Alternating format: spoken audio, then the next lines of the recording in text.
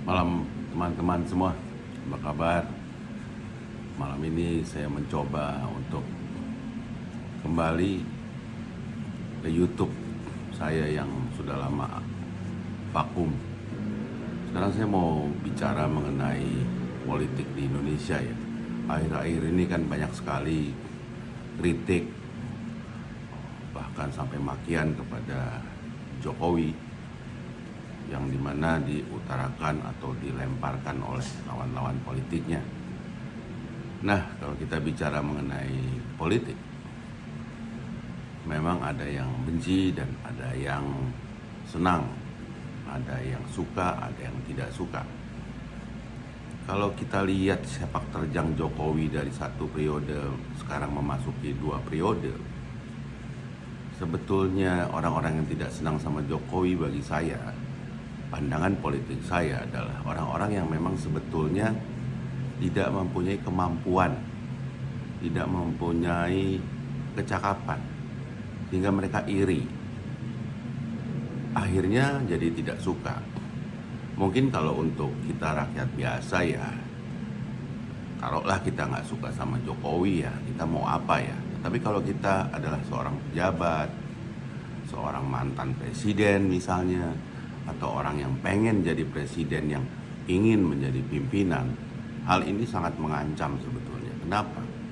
Karena kita tidak mempunyai kemampuan untuk jangankan menyamai Jokowi. Mungkin setengah Jokowi aja juga sulit ya. Sulit banget.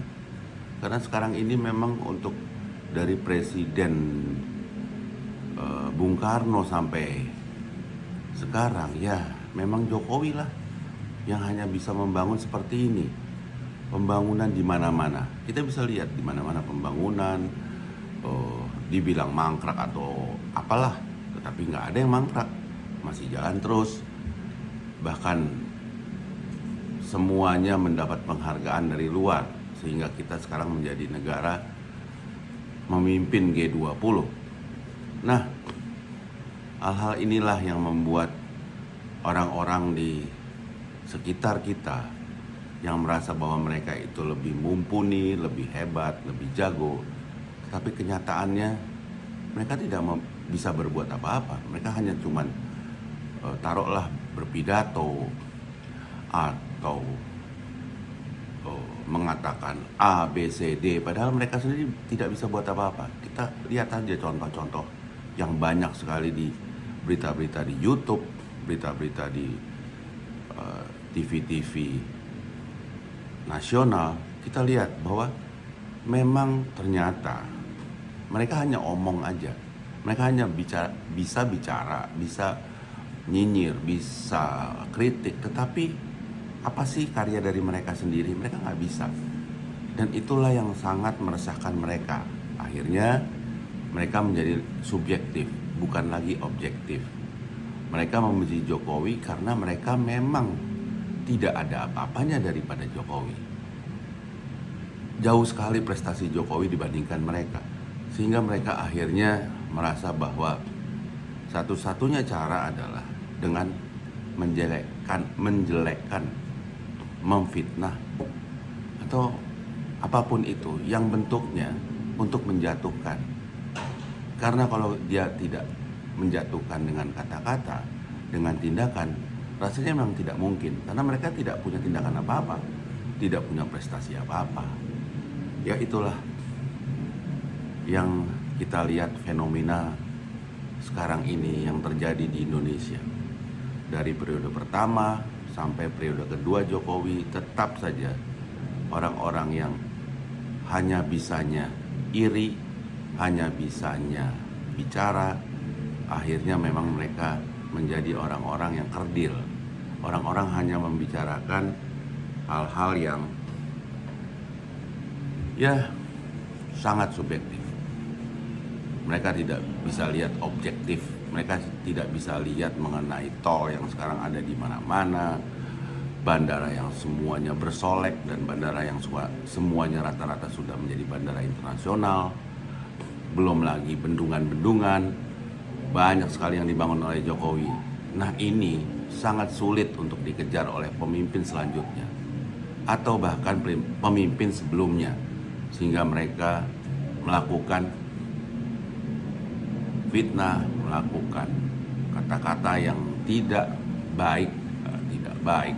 Masih mending saya kan bicara mengenai tidak baik, tapi bahkan sangat-sangat, ya kalau bisa dibilang kampungan jadinya.